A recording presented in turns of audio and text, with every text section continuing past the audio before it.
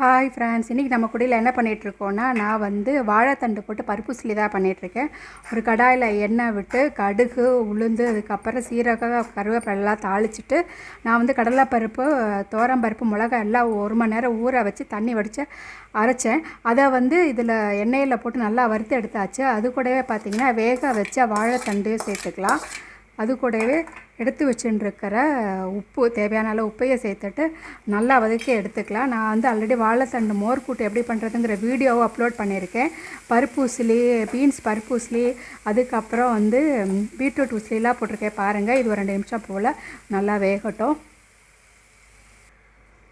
இப்போ பார்த்தீங்கன்னா வாழைத்தண்டை பருப்பு உசிலி ரெடி ஆகிடுச்சுங்க. இது வாரத்தில் 2 தடவை செஞ்சு சாப்பிட்டிங்கன்னா உடம்புக்கு ரொம்பவே நல்லது. வாழைத்தண்டு, வாழைப்பூ இதெல்லாம் அடிக்கடி நான் வந்து சேர்த்துப்பேன். நான் வாரத்துக்கு 1 தடவையாக சேர்த்துப்பேன். உங்களுக்கு இந்த வீடியோ பிடிச்சிருந்தா மறக்காமல் லைக் பண்ணுங்கள், ஷேர் பண்ணுங்கள், சப்ஸ்கிரைப் பண்ணுங்கள். நம்ம இன்ஸ்டா